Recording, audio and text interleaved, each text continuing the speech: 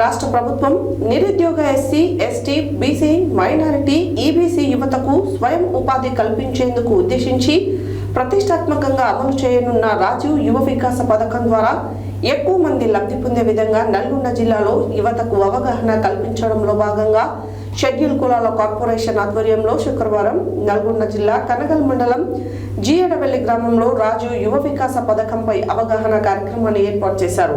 ఈ కార్యక్రమానికి ముఖ్య అతిథిగా హాజరైన జిల్లా కలెక్టర్ ఇలా త్రిపాఠి యువతను ఉద్దేశించి మాట్లాడారు. రాష్ట్ర ప్రభుత్వం నిరుద్యోగ SC, ST, BC, minority, EBC యువతకు స్వయం ఉపాధి కల్పించేందుకు ఉద్దేశించి ప్రతిష్టాత్మకంగా అమలు చేయనున్న రాజీవ్ యువ వికాస్ పథకం ద్వారా ఎక్కువ మంది లబ్ధి పొందే విధంగా నల్గొండ జిల్లాలో యువతకు అవగాహన కల్పించడంలో భాగంగా షెడ్యూల్ కులాల కార్పొరేషన్ ఆధ్వర్యంలో శుక్రవారం నల్గొండ జిల్లా కన్గల్ మండలం జియడవెల్లి గ్రామంలో రాజీవ్ యువ వికాస్ పథకంపై అవగాహన కార్యక్రమాన్ని ఏర్పాటు చేశారు.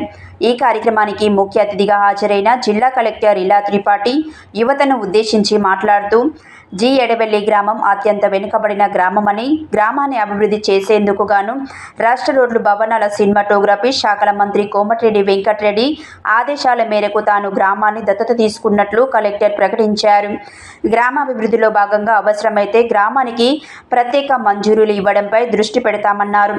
రాజీవ్ యువ వికాస్ పథకంలో అర్హులు దరఖాస్తు చేసుకోవాలని, స్థానికత చాలా ముఖ్యమని, ఈ నెల 14లోగా ఈ పథకం కింద ఆర్థిక సహాయం కోరేవారు దరఖాస్తు చేసుకోవాలని, 4 లక్షల రూపాయల వరకు ఈ పథకం కింద ఆర్థిక సహాయం పొందేందుకు అవకాశం ఉందని తెలిపారు. దరఖాస్తుతో పాటు రేషన్ కార్డును జత చేయాలని, ఒకవేళ రేషన్ కార్డులు లేనట్లయితే ఆదాయం, కుల ధృవపత్రాలు సమర్పించాలని, స్థానిక తహసీల్దార్ 24 గంటల్లో వీటిని జారీ చేయాలని పక్కనే ఉన్న తహసీల్దార్ పద్మను ఆదేశించారు.